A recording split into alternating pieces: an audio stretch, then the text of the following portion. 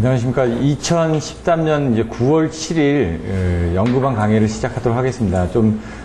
본의 아니게 좀 시간이 늦어진 점 죄송스럽고요. 대신 이제 그런 부분에 대해서는 뭐 저희가 자료를 더 보상을 하고 뭐 제 스타일을 아시니까 말 많이 해가지고 시간은 좀 줄었어도 내용은 알차게 해서 다시 보상을 해드리도록 하겠습니다. 항상 이제 설명드리거든요. 연구반 들으시는 분들도 기본반 와서 들으십시오.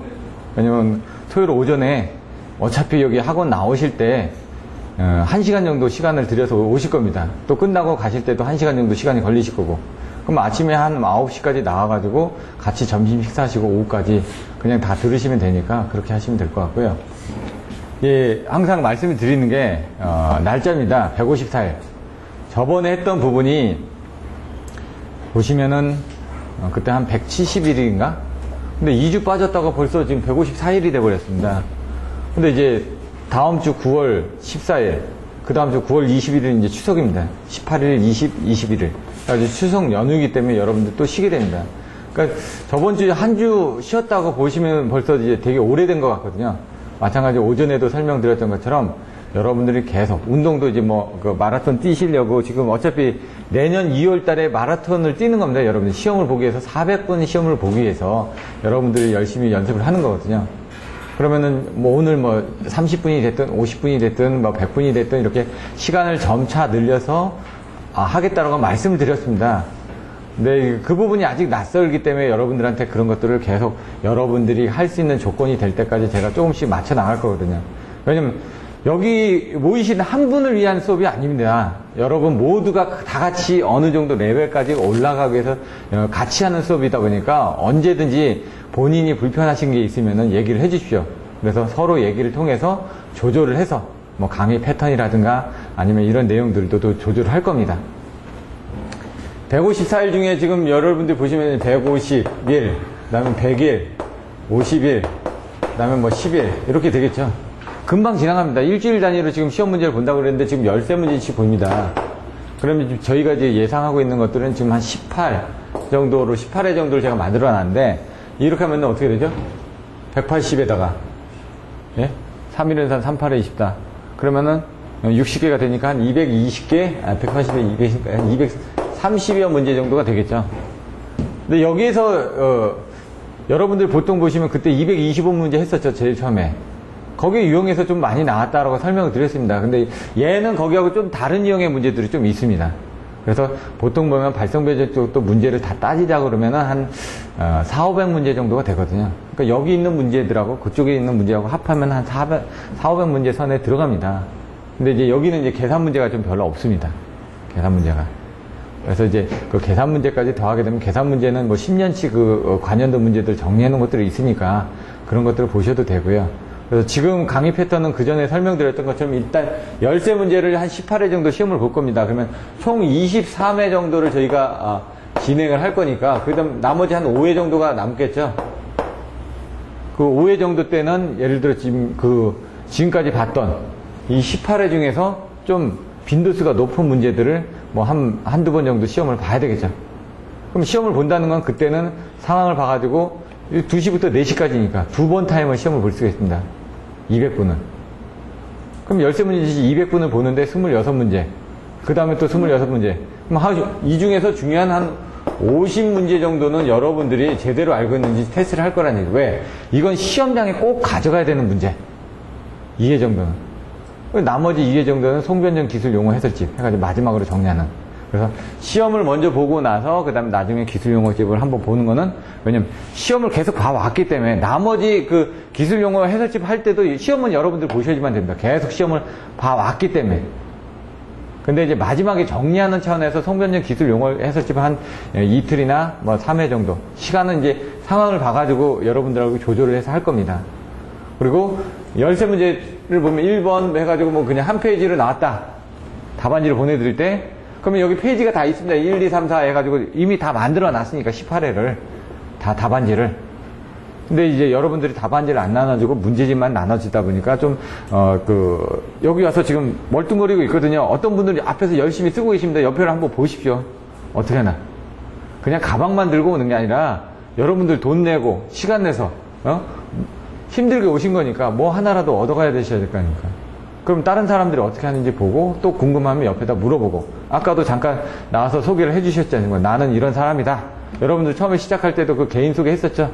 본인의 장점이 뭔지 이제 알고 있으니까 서로서로 물어가면서 뭔가 얻고 또 자기가 알고 있는 사람은 그거를 얘기를 해줌으로 인해 가지고 자기한테 또 도움이 됩니다. 왜? 정리를 할 수가 있으니까요. 그래서 여기다가 기존의 다른 답안지들을 이렇게 첨부를 해서 드릴 겁니다. 다음 주부터. 이거는. 오늘 이제 여러분들하고 얘기를 해서 이제 결정한 부분이니까. 그러면 이제 지금 저희가 나눠드리는 게 한 30여 페이지 정도 됩니다, 보통. 열쇠 문제에 대해서. 30여 페이지 정도 나눠드렸죠. 문제지는 한 장밖에 안 됩니다. 답안지가 그러면 30여 장 정도 됩니다. 31페이지 정도 되거든요, 보통. 어떤 건 24페이지 내가 만들어 보니까. 그러니까 어떤 건 답안지가 25점짜리로 해가지고 2장 반을 만든 것도 있고, 어떤 건 한 장으로 만든 것도 있습니다.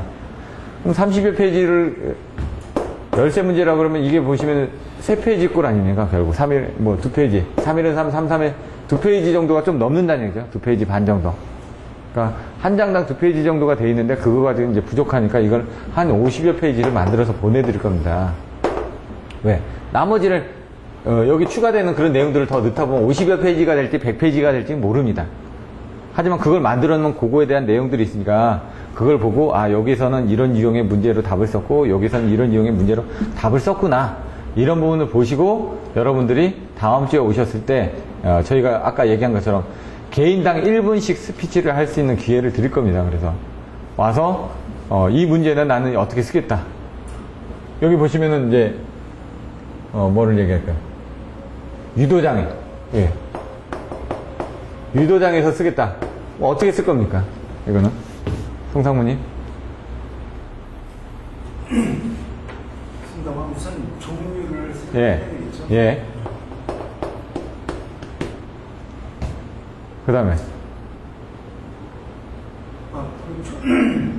10점짜리로 예. 25점짜리하고는 차이가 있기 때문에 예. 이 쓰는 게 제가 그 숙달이 잘 안 돼서 예. 3페이지까지 그게 고전하는 것 같아요. 예.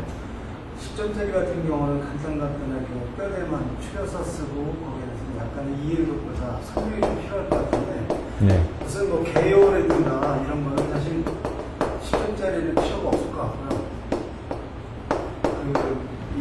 25점짜리를 때는 이제 개요부터 간략하게 소개하면서 간단하게 하고 그 다음에 종류를 쓰고 이제 그 다음에 종류에 대한 그 유형별로다가 나눠서 이제 설명을 좀 해야 될 것 같습니다. 네. 그 뼈대가 없는 상태에서 하다 보면 머릿속에 너무 혼자서 하나도 못 쓰고 시간만 쉽 지나가는 그런 패턴이 있어서 제가 그 훈련이 잘 안 됐어요. 지금 말씀하신 것처럼 본인의 얘기를 하는데 이제 그렇게 되면은 이제 여러분들이 옆에서 보시고 요거는 그걸 더 요약해서 설명을 드리는 겁니다. 예를 들어 여기 보면 지금 10점짜리 25점짜리가 있다고 했는데 사실 25점짜리 살을 더 붙이는 겁니다. 그냥 10점짜리는 뼈대만 있는 겁니다. 그래서 말씀하신 것처럼 개요 같은 건 필요 없다. 근데 개요는 사실 필요합니다. 제가 보기에는 10점짜리일지라도 이게 뭐라는 거예요. 근데 개요가 한 줄이냐 세 줄이냐 이 차이죠. 서론 본론 결론은 똑같습니다. 서론 본론 결론은. 그래서 유도장애가 뭐다 라는 건 간단하게 써주셔야 됩니다. 한 줄로. 그러면 그 다음에 유도장애 종류, 아까 말씀하신 것처럼 종류를 딱 써주는데 종류가 뭐가 있냐 간단하게 쓰는 겁니다.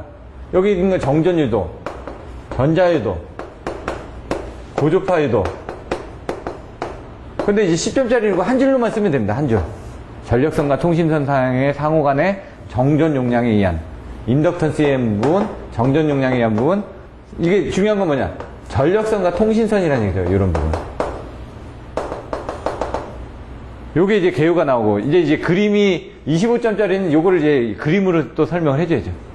좀 더. 10점짜리 이렇게 놓고 나서 거기에 대해서, 얘가 문제가 참 애매한 게 유도장애를 설명하시오 하니까 이게 4글자밖에 안 됐는데, 답을 쓸 때는 이게 4글자가 아니라 한 페이지, 2페이지를 써야 된다는 얘기죠.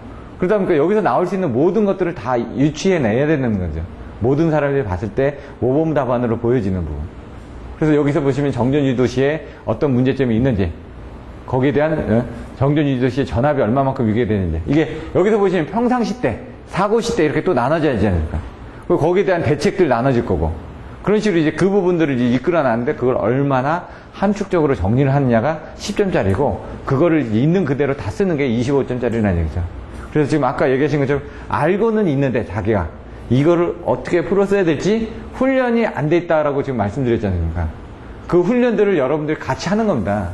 지금 여러분들이 1분간 얘기해보면 1분 동안 나는 이렇게 할 것이다 라고 했는데 옆에 있는 사람이 아니다 그건 이렇게 할 것이다. 그러면 이제 그거에 대해서 제가 다시 또 보완 설명을 해주면 열쇠 문제 하면은 그렇게 크게 어렵지가 않습니다. 제가 항상 수업할 때 어떻게 하죠? 요약을 먼저 해드립니다. 이건 어떻게 할 것이다. 그런 요약 부분을 먼저 보고 이렇게 하시는 거하고 그냥 이제 막 들어가는 거하고 틀리다니죠. 왜 이런 훈련들을 하냐면요. 여러분 시험장에 갔을 때 시험지 열쇠 문제가 딱 나오면 이 중에서 내가 어떤 문제를 선택을 할 것이다. 이건 지금 10점짜리 문제로 돼 있지만 이거를 이제 25점짜리를 쓰는 훈련들은 여러분들이 나중에 하실 겁니다. 지금 10점짜리 위주로 제가 한다라고 말씀드렸습니다. 키워드 위주로. 왜냐면 이게 뭔지 정확하게 감을 잡아야 되니까. 키워드를 뭘 써야 되는지 감을 잡아야 되니까. 그래서 그렇게 해가면서 여기서 지금 뭐 6번 같은 경우 사실 이런 것들은 좀 어렵거든요. 지금 이거는 뭐 원자력 발전소 신규 추진 반대 사람들을 설득하는 타당성 좀 와닿지가 않죠, 여러분들도. 그런 것들은 여러분들 열쇠 문제니까 버릴 문제는 버리시라는 얘기죠. 여기서 이걸 다 가져가라는 얘기는 아닙니다. 지금 처음에 얘기한 것처럼 처음에는 세 문제. 난 이 중에 세 문제 쓸 수 있다. 그러면 잘 하시는 겁니다. 왜? 세 문제는 쓸 수 있으니까. 선택할 수 있냐 없느냐 이 차이인데 세 문제는 쓸 수 있다는 건 나머지도 선택은 할 수 있는데 세 문제는 확실히 쓸 수 있다는 얘기거든요, 본인이. 나머지들을 이제 세 문제 정도 확실하게 쓰고 나면 그다음부터는 선택을 하는 거죠. 오늘 배웠으니까 뭐 한 두 문제 정도 더 선택하겠죠. 그럼 6개월 정도 지나면 13문제 중에 한 6문제 등은 5문제, 6문제는 선택을 하게 된다는 얘기죠. 그러면 그다음부터 어떻게 합니까? 계속 훈련입니다. 반복 훈련. 그런 방법으로 이제 여러분들한테 설명을 드릴 거니까 그런 내용을 한번 보시면 될 것 같고요.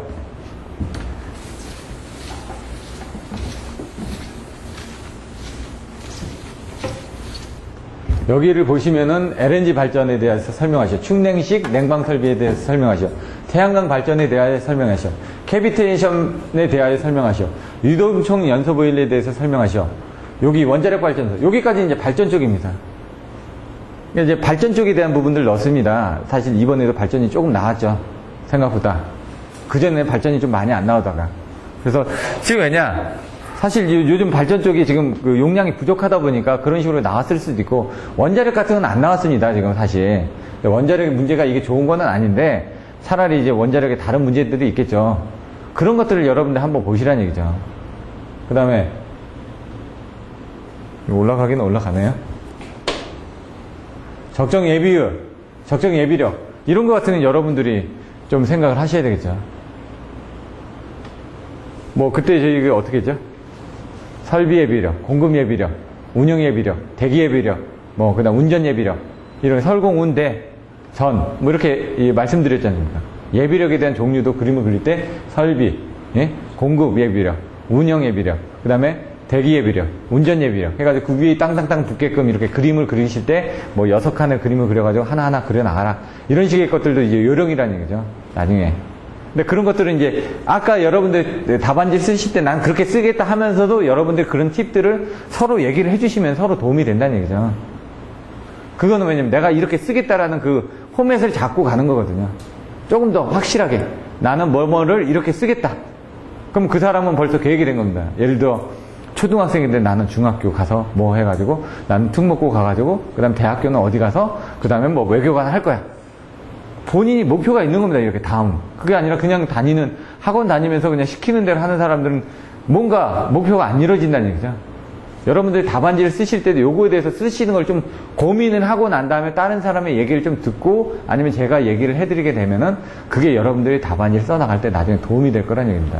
그런 내용들을 좀 더 보완을 한번 해보도록 하겠습니다. 차단기 차단 메커니즘. 올라가네. 차단 이상 서지, 유도장애, 접지장 측정 방법, 케이블 열화 진단 방법, 계기용 변성기, SVC. 이 SVC 같은 거 많이 나오죠. 열화 진단 방법 같은 것도 많이 나옵니다. 유도장애도. 근데 나머지들은 제가 보기엔 좀 빈도수는 좀 떨어집니다. 접지장 같은 경우도 사실 빈도수는 조금 떨어집니다. 접지장 측정 방법은 건축전기 쪽에 좀 가깝습니다. 근데 이거보다는 차라리 발변전소의 접지 설계라든가 이런 쪽이 25점짜리로 더 많이 나오는 부분이죠. 유동층 연소 보일러. 보일러의 종류도 있죠. 가압상, 유동층, 그 다음, 요거 같은 지금 뭐 보시면은, 드럼식 보일러도 있고, 관리식 보일러도 있고, 이런 식으로 나눠지는데 그것들 정의를 어떻게 하냐. 아까 뭐, 열병합도 있고, 그 다음 복합발전도 있고, 증기터빈도 있고, 뭐 IGCC도 있고, 그런 것들 기본적으로 개념을 딱 잡고 가셔야 된다는 거예요. 그래서 증기터빈을 통해서 터빈 옆에 발전기가 달려 있습니다. 근데 요걸 같이 보면서 여러분들이 안정도를 같이 이해를 하셔야 된다는 거예요. 왜? 안정도상에서 예를 들어 발전기 보호 방식도 이해를 하실 수가 있고. 근데 이런 것들을 그냥 하나의 그림을 가지고 거기서 나올 수 있는 게 여러 가지라는 걸 머릿속에 이해하는데 좀 시간이 걸린다는 얘기죠. 그래서 그런 것들을 여기서 시험 공부를 하시면서 하나의 연상을 하는 겁니다. 여기서 또 나올 수 있는 게 뭐죠? 하고 이제 그런 것들을 여기서 질문을 더 드리는 겁니다. LNG 발전에 대해 설명하시오. LNG는 가스거든요. 이 가스 터빈을 왜 쓸까요? 예? 가스가 값이 싼가요? 비싸죠. 이제 연료 청정 때문에 쓴다는 얘기죠. 그리고 반응 속도가 빠르니까. 또 예를 들어 수력 같은 건 반응 속도 빠르죠. 근데 물을 쓸 수 있는 게 한정이 돼 있다는 얘기죠. 물을 펌프를 해야 되니까. 양수 같은 경우 그래서 물을 펌프질해서 올려가지고 쓰는데 돈 부분이 뭐 만만치가 않아가지고 양수 발전을 잘 안 하고 있다가 2011년도 9월 15일 날 그때도 정전이 됐던 부분이고 순환 정전이 일어났던 부분들이고. 그래서 지금 여기 LNG 발전하면 여기 안에 내용을 보시면 LNG, LPG, 부탄 뭐 이렇게 가스의 종류에 대해서도 나와 있습니다. 근데 얘 같은 경우는 가스가 이제 값이 싸다. 그리고 값이 싸다라는 부분이 그 중유보다는 값이 싸다는 얘기죠. 기름값보다는. 대신 석탄보다는 비싸죠. 기름을 떼어서 하는 것보다는 이게 싸니까 이걸 쓰는 거고요. 대신 얘 같은 경우는 부피를 줄여줄 수가 있습니다. 가스니까. 그러니까 수송하기가 편하죠. 그러니까 예를 들어 이 LNG 부분은 어디 있냐면 석탄층 있죠. 해저에. 거기서 뽑아낸 가스가 LNG입니다. 그러다 보니까 이게 뽑아냈다라는 건 이게 안에 있던 게 나오는 게 어떻게 됩니까? 가볍죠? 바깥으로 나오는 가스니까. 근데 LPG나 부탄 같은 건 가스가 무겁습니다. 왜? 정제를 해가지고 나온 거기 때문에 그게 압축이 되어 있는 거거든요. LNG는 여기 보시면 뭐 300분의 1로 뭐 압축을 할 수 있다 뭐 그런 내용들이 나와 있더라고요. 저도 잘 모르겠는데 남들이 만들어 놓은 답안지를 보니까. 그러니까 저희도 모르니까 그 답안지가 맞다라고 하고 공부를 하는 거죠. 빙축열 같은 경우는 이것도 사실 건축전기 쪽이죠. 여러분들 보셨을 때. 근데 이제 건축적인기나 발성배전에 대한 그 범주가 조금 사실 무너져 가고 있습니다. 이번에 그 건축전기 쪽에도 건축전기 쪽에 왜 그 안정도 향상 대책 이런 게 문제가 나오나요? 빌딩 안에서. 그런 문제들이 서로 왔다 갔다 한다는 얘기죠.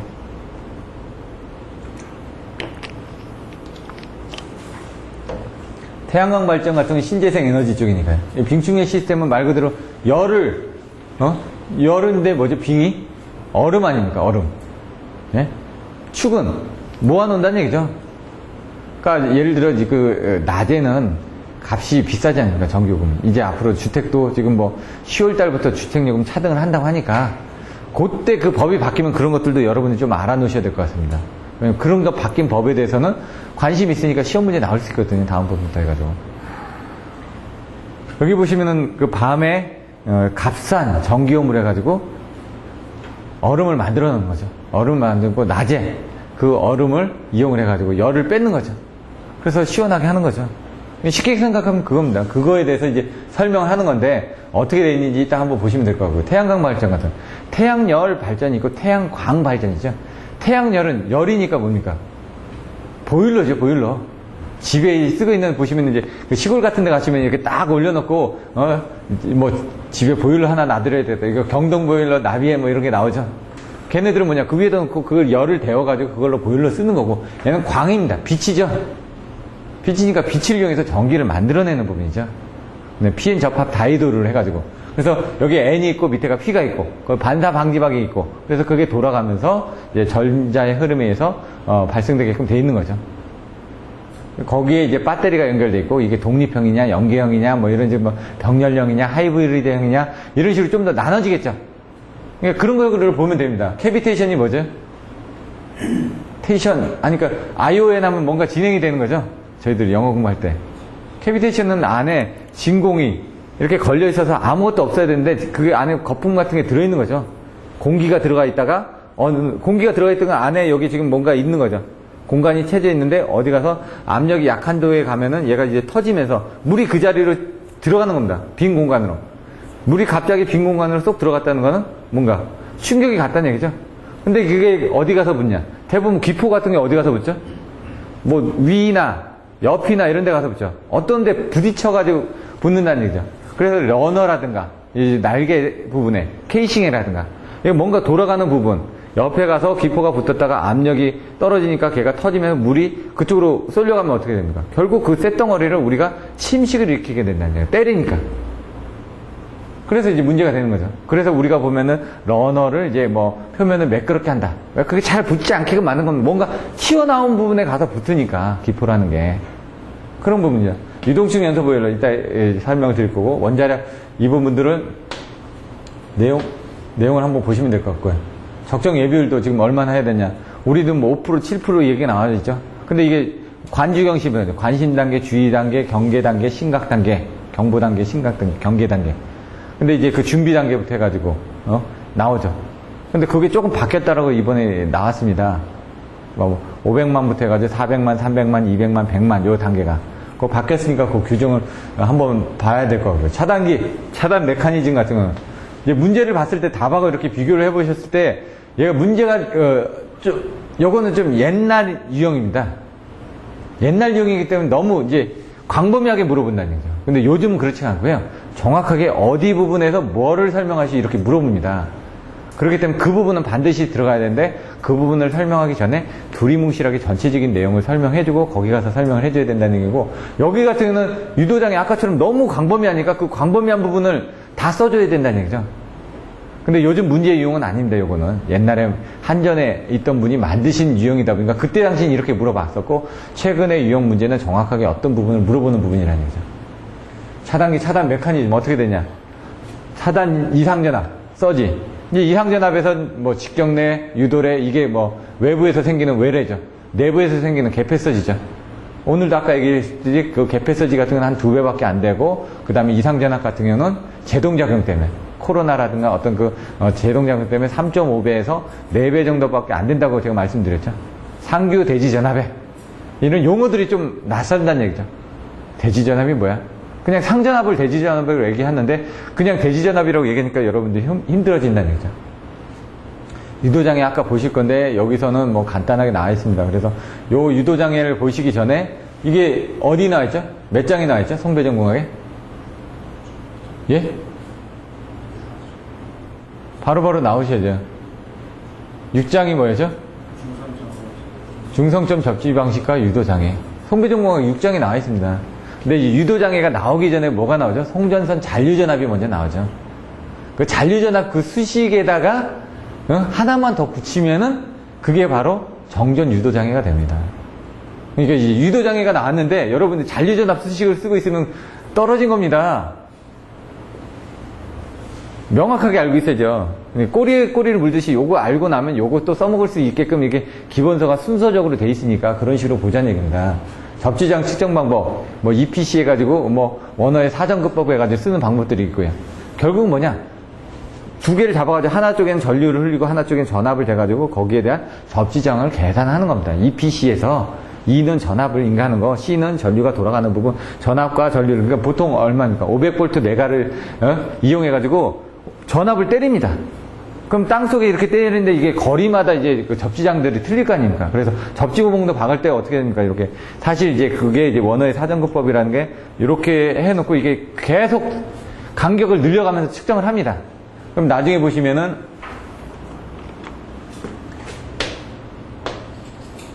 이게 해가지고 이렇게 측정된 부분이 이렇게 나옵니다. 그럼 처음에는 이제 접지점 값이 이렇게 나오고 처음에 이렇게 마지막에는 이렇게 나온다는 얘기죠. 요게 61.3%인가요? 법칙? 건축전기에서? 왜? 그때가 이제 평행하다 이죠, 요게. 일정한 값이. 근데 이게 이제 산간하고 그 평행하고 또 틀려지겠죠? 접지장이. 그래서 여러 군데를 다 찍어보고 그 중에 평균값을 내게서 그게 여러 군데를 여기하고 여기 재보고 여기하고 여기 재보고 여기하고 여기 재보고 여기하고 여기 재보고 여기하고 여기를 딱 재봤더니 접지장 값들이 이렇게 변화하더라 이거죠. 변화해서 그 중에 이제 딱 보니까 요 정도에서 가장 안정화된 값이 나오니까 그 거리에 몇 프로 정도의 값을 쓰면은 가장 근사값이 되더라. 그게 이제 61.3%의 법칙입니다. 이게 건축전기에서 나오는 부분. 요게 이제 발성 배전에 나왔었습니다. 옛날에. 한번. 언제든지 또 나올 수 있다는 얘기죠.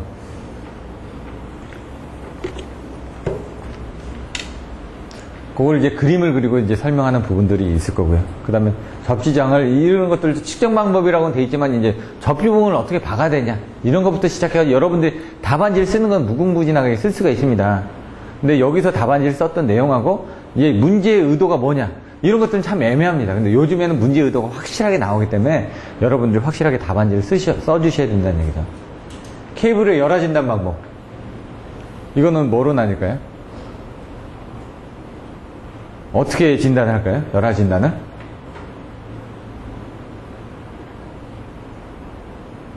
여러분은 병원에 가서 건강검진을 받으면 어떻게 받으시죠? 피 뽑고, 혈압 체크하고, 이렇게 하시죠? 내시경하고. 그게 뭡니까? 살아있는 상태에서 하는 거니까 활선 진단. 일단. 그 다음에, 수면 내시경 하죠? 죽은 거죠? 어떻게 보면은. 그때는 사선 진단. 그런 식으로 나눠지죠. 그래서 전압을 인가한다든가, 뭐, 내전압을 인가한다든가, 아니면 활선 탄덴타를 쓴다든가, 부분방전을 쓴다든가, 여러 가지 내용들도 많이 나오지 않습니까? 케이블도 또 많이 나오는 게, 왜냐면 케이블에 문제가 많이 생기니까.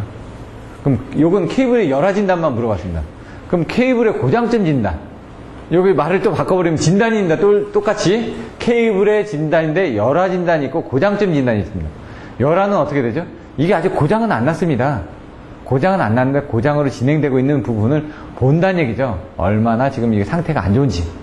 그래서 상태가 얼마나 안 좋아지는지 봐가지고 추이가 나빠지면은 갈아야 된다는 얘기죠. 예를 들어 케이블 큐어를 하거나, 이거는 지금 진행 중인 거를 측정하는 방법들을 어떻게 측정하냐 하니까 이게 사선 상태에서 측정하는 거 있고 활선 상태에서 측정한다는 얘기죠. 여러분은 건강검진하고 똑같다는 얘기죠. 근데 사선 진단은 어떻게 됩니까? 보다 더 정밀하게 진단을 할 수가 있겠죠. 활선보다는. 그래서 그 기법들이 이제 이따가 보시면 내용들이 나와 있으니까 확인을 해서 보시면 되고요. 고장점 진단 방법이 뭐가 있었죠? 키워드는 아실 거 아닙니까? 뭐였죠? 네 글자? 머퍼라다. 여기서는 틀리지만 예를 들어 지금 제가 얘기해드리는 건 요게 있었을 때 그거만 보는 게 아니라 그거의 주위 것들도 한 번은 살펴보자는 얘기입니다. 왜? 여기서 안 나오더라도 요 다음에 또 나오거든요. 그러니까 여러분들 공부하실 때 그냥 요거 하나만 보니까 막 헷갈려 하고 하는데 요거하고 관련된 부분은 같이 공부를 하시다 보면 서로 비교가 되고 암기도 잘 되니까 뭐가 뭐였죠? 머레이르프법, 펄스 레이더법. 이게 또 잘 되는 것 같은데 잘 찍어야 되네.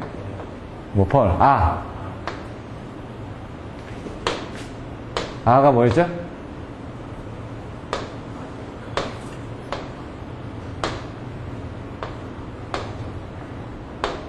여기까지 됐으면 나와야 되는데. 아크 반사법. 그 다음에 다는 이제 제가 이건데 그냥 다로 외웠습니다. 머퍼라 D가 좀 안 되다고. 얘가 머퍼라 대 이렇게 해도 되고 D거든요. 뭐 그건 여러분들이 외우시기 나름입니다. 저는 그냥 머퍼라다 이렇게 외워버렸다는 얘기죠. 계기형 변성기.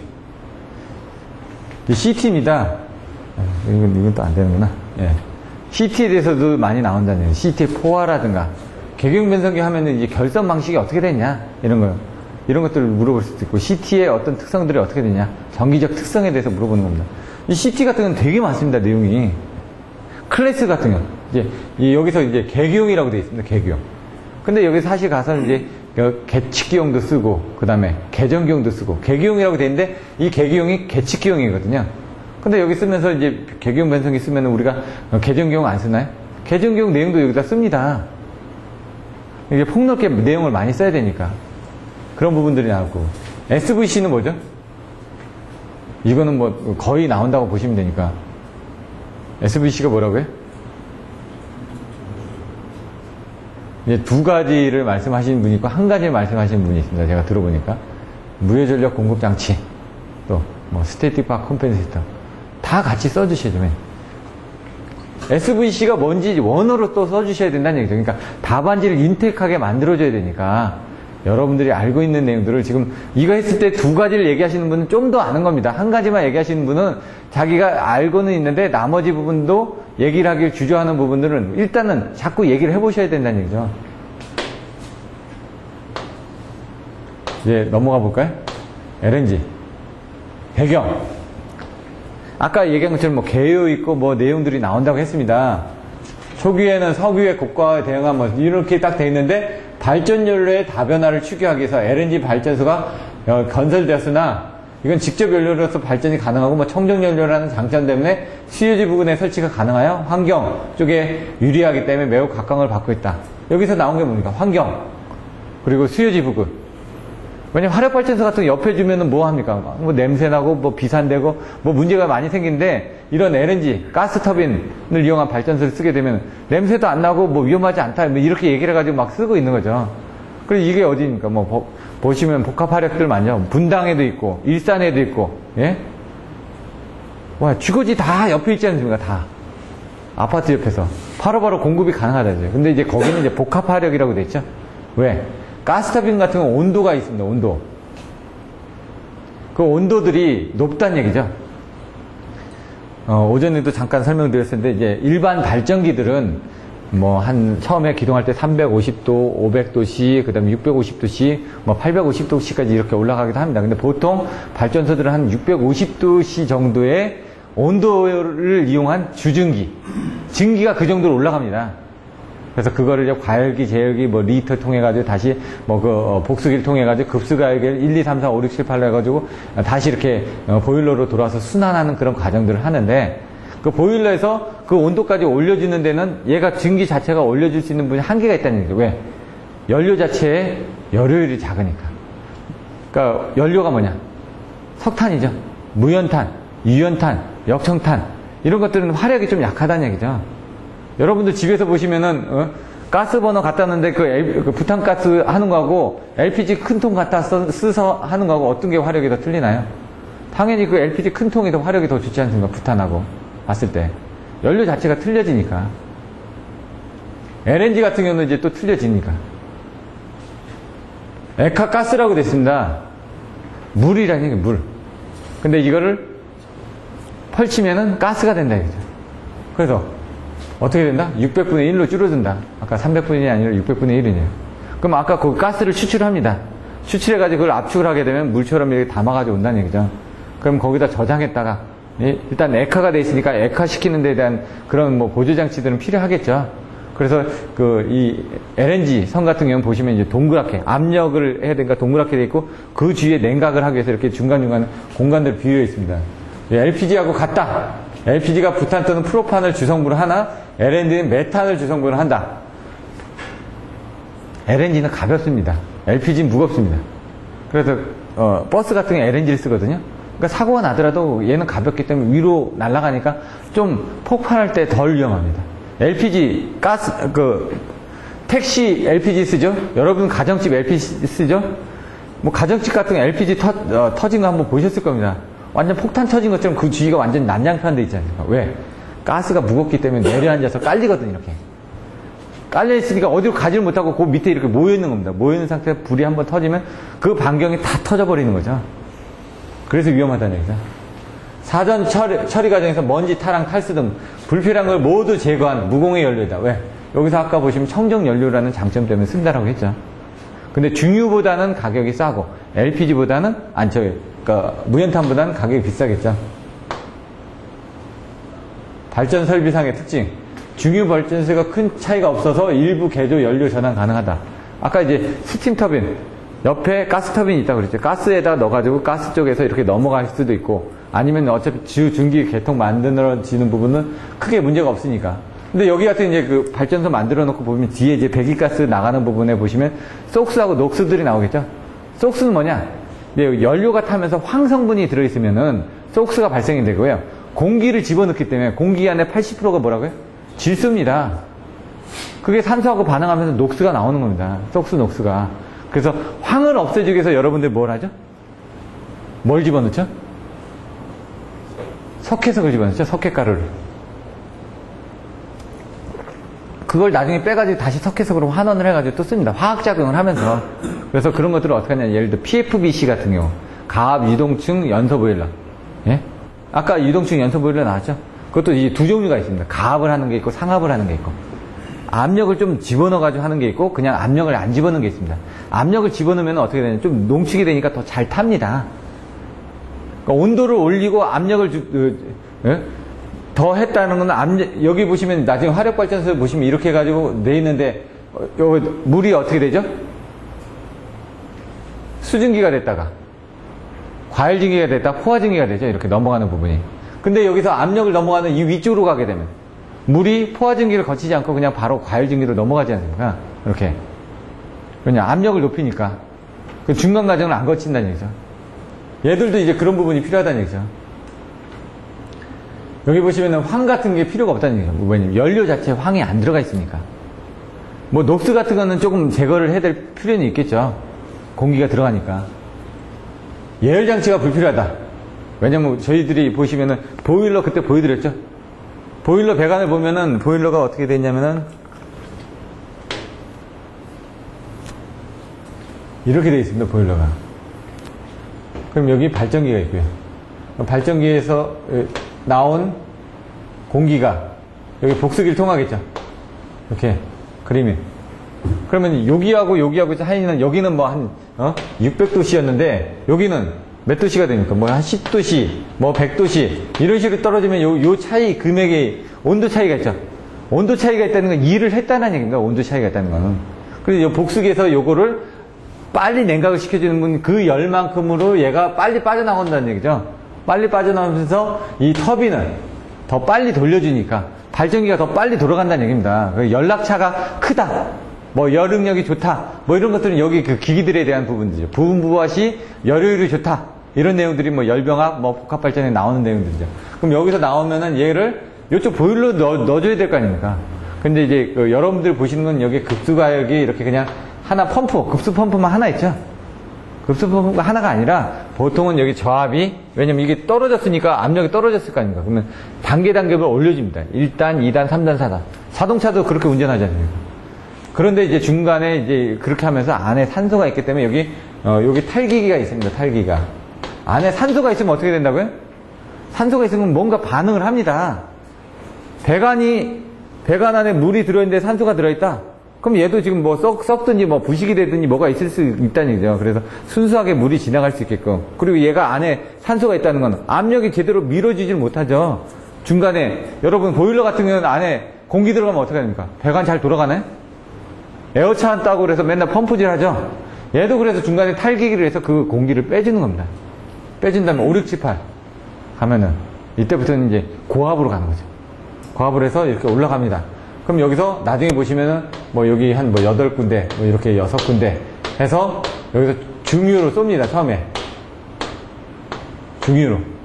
그래가지고 어느 정도 온도가 올라가고 나면은 이제 뭐 그 미분탄들을 집어넣거든요. 근데 얘는 이제 틀리니까 이제 가스를 바로 쏴도 온도가 올라가겠죠. 근데 이제 처음에 이제 온도가 얼마나 올라간지 저도 잘 모르겠습니다. 예? 그렇게 하게 되면 여기 파이어볼이 이렇게 형성이 됩니다. 파이어볼이 형성이 돼가지고 어떻게 여기 이제 위에 이렇게 배관들이 막 지나가겠죠. 예? 과열기, 제열기는 다시 돌고 나온 부분을 제열을 해가지고 다시 이렇게 또 터빈으로 들어가는 거죠.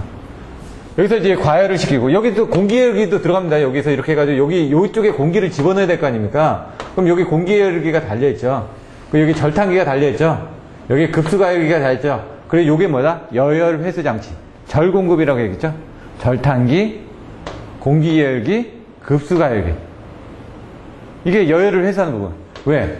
여기서 지금 나온 부분들을 여열을 회수해가지고 여기서 지금 에너지를 이쪽으로 뭔가 들어가는 부분들을 더 여유를 좋게 만드는 거죠. 여기도 뭐냐?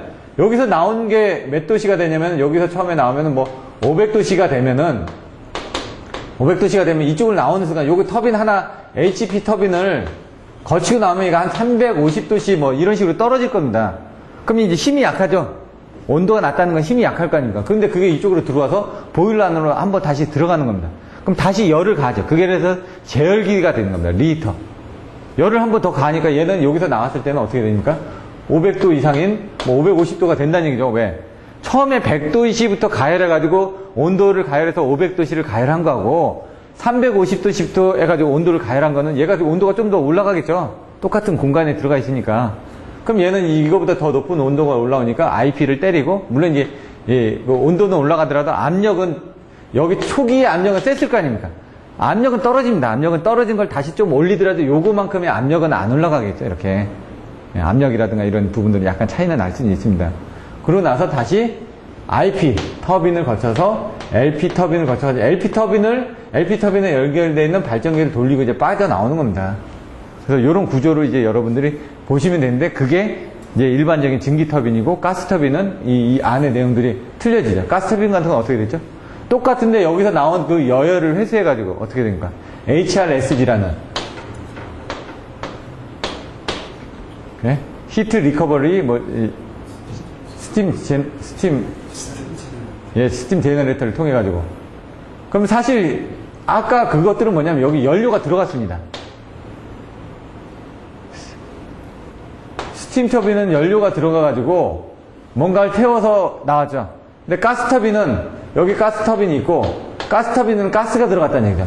가스가 들어가서 나온 그 열이 이렇게 보일러에 이렇게 돼 있다는 얘기죠. 그래서 얘가 이쪽으로 해서 배기가스 나가고, 다른 것들 여기 연료를 통해서 이게 제너레이터가 돼야 되는데 여기 열이 있으니까 여기 연료를 넣지 않아도 여기서는 온도가 나온다는 얘기죠. 증기가.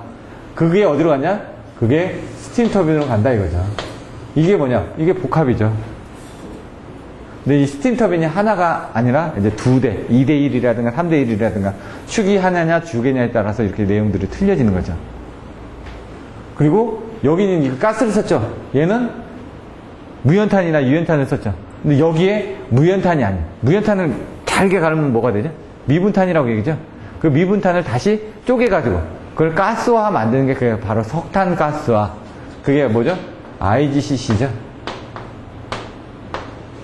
여기에 스팀 터빈 대신에, 여기 스팀 터빈인데, 개념은 또 똑같은 겁니다. 근데 이제, 이게 이제 가스 터빈이 되는데, 그걸 뭐냐? 바로 여기 있는 석탄을 가스화해가지고 만든 게 IGCC라는 얘기죠. 예를 들어, 보령 같은 거 1, 2, 3, 4, 5, 6 있는데, 7, 8은 IGCC를 만들었다고 합니다. 왜? 연료가 무연탄이 있으니까, 그 무연탄을 가지고 가스화를 만들어가지고 쓰면 되니까, 그러면서 그거를 쓸 수가 있으니까, 그냥 기존에 있던 거에서 같이 쓸 수가 있지 않습니까? 그래서 요즘 나오는 것들이 IGCC가 이제 조금 부각이 될 거니까 이런 문제들 같은 경우도. 왜? 스팀 터빈은 다 쓰고 있으니까. 열효율이 좋은 IGCC를 쓰는 게 왜? 아까 미분탄이 타려면은 이렇게 요걸 하나 태웁니다. 그거하고 가스를 태우는 거하고 어떤 게 열효율이 좋을까요? 가스는 눈에 안 보이는 입자인데 그러면은 공기하고 반응했을 때 더 폭발력이 더 좋을 거 아닙니까? 그래서 이제 가스 터빈 쪽으로 가게 되면 뭐냐? 공기하고 잘 터지게끔 가스가 반응하기 쉽게끔 공기를 더 많이 밀어줘야 되겠죠? 그래서 공기 압축기가 있는 겁니다. 자동차 여러분들 운전하시다 보면 뭐죠? 터보라고 있죠? 왜? 그게 이제 경유차 같은 건 힘을 더 내기 위해서 앞에다 뭐냐? 이렇게 공기를 압축해서 밀어넣는 터보 차저가 있는 겁니다. 공기를 더 밀어넣어주면은 어떻게? 경유차가 더 힘이 내니까. 그게 바로 터보의 개념이니까 얘도 그런 터보의 개념이라는 얘기로 생각하시면 되죠. 가스 터빈도.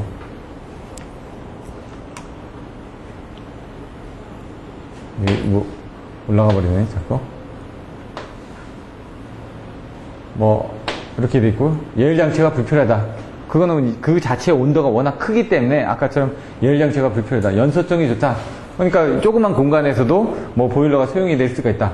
근데 아까처럼 가스가 폭발하다 보니까 어떤 그런 압력이라든가 이런 것들이 더 세니까 방폭 설비 같은 게 필요하다는 얘기고요.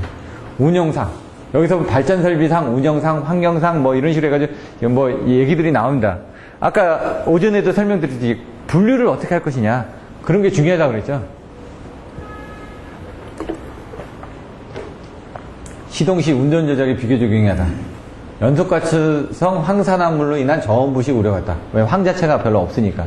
그리고 사실 이제 황에 관련된 것들은 그 축적이 되는 부분들이 온도가 좀 낮으면 되는데, 얘가 온도가 워낙 높다 보니까 또 황 자체가 또 생성이 잘 안 되는 겁니다. 안에 그 성분이 있더라도 있을 점이 있는데, 그거보다 이제 올려주면 얘가 뭔가 뭉쳐져야지 만들어질 텐데, 온도가 높으니까 그게 뭔가 뭉쳐지지는 않는다는 얘기죠. 그런 것들도 있고요. 배기가스 온도를 대폭 낮춰서 해분으로 인한 보일러 내 슬러지 부착을 해소했다.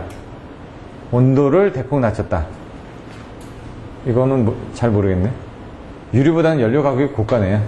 자, 보시고. 가장 청정한 연료. 뭐, 환경적 특징, 경제성. 가격은 유리 가격보다는 올라갔네요. 근데 효율이 유리 화력보다 약간 낮다. 그럼 결코 좋은 건 아니네. 경제성 부분에서는. 하지만은 이제 중요한 건 뭐냐. 기동을 빨리 할 수 있다. 그게 중요한 거죠. 화력 발전 같은 경우는 보통 이제 기동하는데 걸리는 시간들이 뭐 짧게는 3시간 아니면 1시간도 기동은 가능합니다. 1시간에서 뭐 8시간까지 된다고 그랬죠. 원자력 같은 거 한번 그 옛날에 지금 한 달 전쯤에 뭐 한빛 10폭인가 그거 할 때 TV에서 나왔습니다. 오늘 원자력 발전소를 투입했습니다. 내일 뭐 몇 시쯤 정상적으로 가동이 가능합니다. 왜? 가압을 해가지고 얘가 정상적인 출력을 내는 데까지 시간이 오래 걸린다는 얘기죠, 원자력은. 화력도 8시간 걸린다고 그랬죠. 근데 얘네들은 가스터빈입니다. 온도가 높으니까 빨리 도달을 할 수 있다 이거죠. 그래서 기동 소요 시간이 짧아서 기동 손실이 작고 빈번한 기동 정지의 첨두 부양으로 적합하다. 값은 유류보다 약간 비싸지만 그런 피크컷으로 쓴다는 얘기죠. 문제점. 지속적인 가스. 아까처럼 LNG가 뭐라고요? 석탄 그거 안에서 빼내야 된다 그랬죠? 그러니까 가스가 제한이 있겠죠. 왜? 석유도 제한이 있으니까. 어차피 석유를 빼내기 위해서 시추공에다 구멍을 뚫고 처음에 튀어나오는 게 그게 LNG입니다. 그걸 이제 저장을 해놓기도 하고, 뭐, TV 같은 데 보시면 너무 압력이 높으면 안 되니까 그걸 태워버리기도 합니다. 계속 물기둥이 나오죠. 여러분들 보시면은, 석유화학 단지 같은 데 가서 보시면요. 거기 이제 무슨 탑 같은 게 있는데 그 위에서 불이 계속 나오는 데가 있습니다. 그런 것들은 그 공정에서 쓰고 남은 거 태워버리는 겁니다, 그냥. 왜? 위험하니까.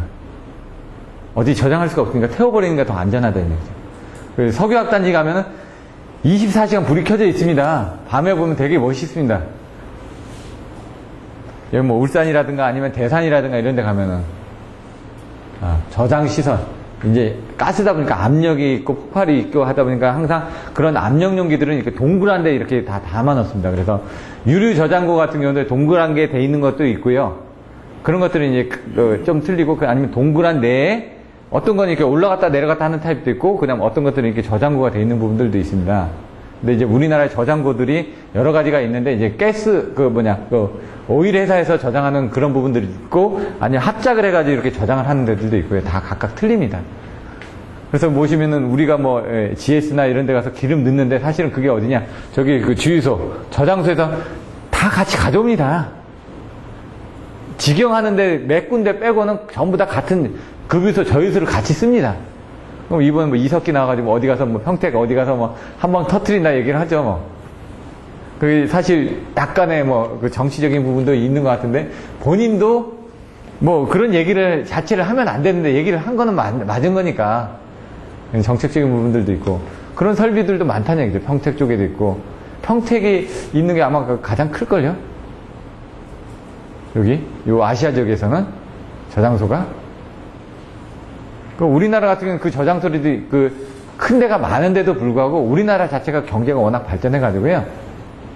지금 보시면 그게 뭐 한 10일치, 뭐 15일치, 한 달치 뭐 이렇게밖에 보관을 못하는 거예요. 워낙 많이 쓰니까 옛날에는 뭐 3달치를 보관했다 그러면 그게 점차 줄어드는 겁니다. 전쟁 하나 나면은 버텨야 되거든요. 그러니까 예를 들어 미국 같은 데들은 어떻게 하냐면요. 자기네 나라 거는 별로 안 뽑습니다. 다 외국에 가서 씁니다. 돈 들더라도. 지하 자원을 자기는 보관하는 거죠. 북한 같은 경우도 사실 그 지하 자원이 풍부한데 중국한테 많이 뺏긴 걸로 알고 있습니다. 그게 조금 아쉽더라고요. 우리나라에 지금 지하 자원이 없어진 거예요. 남한에는. 북한에는 그런 게 많이 있는데 그런 걸 잘 활용을 해야 될 텐데. 여기는 보시면 방폭도 그때 존온, 존투를 해가지고 첫 번째 시간에 한번 설명드렸었죠. 존제로, 존온, 존투 이렇게 3단계가 있었죠. 향후 전망. 이제 서론, 변론, 결론에서 향후는 어떻게 하냐. 여기 보시면은 기존에 중요하고 차이는 뭐다. 근데 무궁화 에너지다. 그래서 개조도 쉽게 가능할 수 있다. 그리고 향후에 대한 부분하고 열병화 시스템까지의 연계에 관련된 부분들을 좀 고려해야 될 것이다. 이런 식으로 여러분들의 주장을 이제 실어주라는 얘기죠. 근데 이게 100점짜리는 아니라고 제가 말씀드렸습니다. 이게 지금 만들어진 데가 오래됐습니다. 이게 지금 이게 2000년대 초쯤에 만들어졌으니까 한 10년 정도 됐거든요. 만들어진 지. 그러니까 그때 당시에 사고방식으로 한 거고, 그렇다고 해서 바뀐 건 없습니다. 바뀐 건 없는데 여기 조금 더 들어가 있는 신기술 같은 내용들이 더 있을 거란 얘기죠. 개조시 고려해야 될 사항이 뭐냐 이거죠. 이거는 ABC, ACC는 제가 뭔지 잘 모르겠는데, 나머지는 여기 보시면 유전 발전소의 석탄 연소로 발전소로 개전시 고려사항. 이거 거꾸로죠. 결국 석탄 연소를 하겠다는 얘기입니다. 석탄 연소를 하겠다는 건 석탄을 쪼개지는 미분탄이 있어야 되겠죠. 퍼블라이저 해가지고 보시면은 이제 어떻게 되냐면은 발전소가 이렇게 있죠. 그럼 여기 접안하는 데가 있죠. 그럼 배가 이렇게 갖다 댑니다. 배가 갖다 대면 양항기가 여기서 석탄을 이렇게 끌어올려가지고 이거를 여기다가 저탄조에다가 이렇게 담아놨습니다. 이렇게 줄별로. 그리고 이제 뭐 날아가지 않게끔 덮어 씌워 놓겠죠. 그러고 나면 여기서 얘가 또 이걸 실어가지고 중간에 이렇게 발전소들이 이렇게 있을 거 아닙니까. 중간에 어디로 가면은 여기서 다시 잘게 갑니다. 잘게 가고 그 안에 이물질도 있을 거 아닙니까. 쇠 성분 같은 거 그 안에 들어가면 안 좋지 않습니까? 왜? 쇠 안에다 쇠를 집어넣으면 안 좋으니까 그 자석 같은 걸 위해서 쇠 성분을 빼내고 그거 여기 이제 발전기들이 이렇게 다 이렇게 뭐 1개, 2개, 3개, 4개 뭐 이렇게 있겠죠. 그럼 이렇게 연료를 다 공급을 해주는 거죠. 그럼 공급을 해주면 요 안에 이렇게 또 저장소가 있겠죠. 잘게 뽑은 거를 저장을 해놓고 그 밑에 이렇게 또 떨어지면은 떨어지는 거를 이게 부숴가지고 그거를 요 보일러 안에다 집어넣겠죠. 그래서 불을 붙여가지고 때우고 난 다음에 여기 보일러 안에서 막 돌고 하고 여기 뭐 터빈이 있고 그 위에 보시면은 이렇게 해가지고 왔다 갔다 하는 거고 요 밑에 이제 복수기가 물이 막 들어왔다 나갔다 해야 되니까 그러면 여기 뭐니까 여기 배가 있었으면 여기 물이 이렇게 들어오겠죠. 그래가지고 이렇게 들어가는 거죠. 이렇게 냉각수들이 이렇게. 그럼 이제 처음에는 이렇게 크겠죠. 여기 보면 이렇게 큽니다. 네, 여기서부터 물이 많이 들어가서 이쪽 빠지고 하니까 뭐 이 통로들이 점점 줄어들겠죠. 그럼 얘가 이제 물이 들어가면서 이제 아까 복수기 역할을 쓰는 거죠. 냉각을 해줘야 되니까. 복수기를 해주고 나오면은 여기서 나온 물은 이쪽으로 나올 필요가 없죠. 여긴 들어온 입구인데 들어온 입구로 다시 나오면 어떻게 됩니까? 네? 뜨거운 물이 나올 텐데. 네? 그 부분을 천천히 여기 밑에 이렇게 터널을 뚫어가지고. 그럼 여기서 나온 것들 다 터널 해가지고 이쪽으로 되면 이렇게 나가서 여기가 이제 또 바다겠죠. 바다 쪽으로 해서 내보내는 거죠. 뭐 원자력 발전소 같은 데서 그래서 온수 나오니까 그 위에 뭐 이렇게 고기들 많이 잡힌다고 얘기하잖아요. 근데 그 고기 먹나요? 그러니까 원자력 발전소도 똑같습니다. 얘가 있는데 이제 경수를 쓰는 게 있고 중수를 쓰는 게 있습니다. 똑같이. 경수는 가벼운 거, 중수는 무거운 거. 그래서 이제 뭐 PHWR, 가압 경수, 그냥 일반 경수 이렇게 나눠요 이거. 근데 이제 중수를 쓰는 부분들은 예를 들어 이제 경수를 쓰는 부분들은 물이 가볍죠. 그걸 이제 냉각재로도 쓸 수가 있고 뭐 여러 가지 반사재로도 쓸 수가 있고 뭐 차폐재로도 쓸 수가 있고 물을 가지고 쓸 수 있는 게 많이 있습니다. 뭐 콘크리트, 남 뭐 이런 것들 가지고 할 수 있는 부분들도 있고요.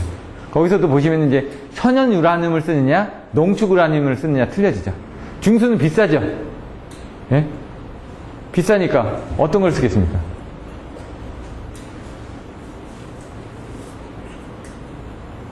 경수는 경수 중수 하니까 사람 이름 부르는 것 같은데, 예? 이게 제가 또 좀 헷갈리는데, 이게 천연 우라늄은, 천연 우라늄 자체는 이 안에 별로 들어있는 성분들이 없죠. 몇 프로 안 들어있을 겁니다. 우라늄 자체에서 이렇게 그 안에 성분은 조금밖에 없을 건데, 농축 우라늄이라는 건 그걸 빼내가지고 뭔가 이렇게 압축해서 만든 걸 거 아닙니까? 예? 그래서 그런 것들은 이제 압축해서 만든 거니까 중수를 쓰던가, 아무 물이나 써도 되는데 이게 빈도수가 적은 거는 좀 더 좋은 걸 써야지만 이거 되겠죠.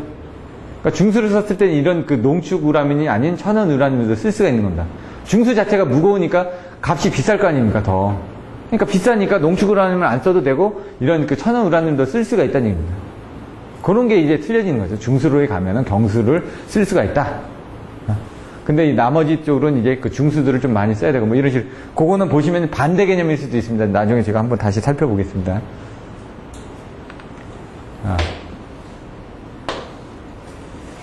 빙축열. 빙축열은 뭐 보시면은 심야전력 설비니까 밤 10시부터 8시까지 전기를 공급받아 열 또는 온수를 만들어 저장 후 사용하는 에너지 저장식 기기에 대해서 얘기를 한다. 사실 건축전기 쪽이 문제가 더 많다라고 그랬죠. 충냉식 냉방설비, 빙충열 시스템, 소형 충냉식 에어컨, 충냉식 난방 온수기, 다 이렇게 에어컨이나 난방 쪽이란 얘기죠. 특성 및 장점 보시면 될 것 같고요. 여기 보시면 직접 부하 관리, 간접 부하 관리에서 전기요금, 누진제, 하계, 휴가 보수제 이런 내용들이 나와 있습니다. 요거는 이제 나중에 수요 관리 쪽에서 내용들을 좀 더 보시는 게 낫고, 요거는 이제 빈도수는 좀 떨어지겠죠. 하지만 이제 기존에 여러 가지 유형의 문제를 다뤄봐야 되기 때문에, 여기 제가 아까 말씀드렸던 것처럼 230 문제에는 발성보전 쪽에 좀 아닌 문제들도 좀 많이 들어 있습니다. 왜냐면 기존에는 순수하게 발성배전이 있던 225문제 쪽은 진짜 거의 순수하게 발성배전 쪽에서 많이 나왔던 문제죠. 그래서 이번 시험에서도 많이 나왔지만은 어떻게 될지 모릅니다. 문제는 다양하게 다뤄봐야 되니까. 물론 그 225문제도 나중에 한번 또 시간이 되면 다시 정리를 해드릴 겁니다. 또 하루나 뭐 이틀 정도 해서 다시 시간이 되면은. 이런 것들 보시면 전부와 부분부와 이렇게 충렬을 한다, 이런 내용들 나와 있고요. 태양광. 태양광은 잠깐 쉬었다 하시죠.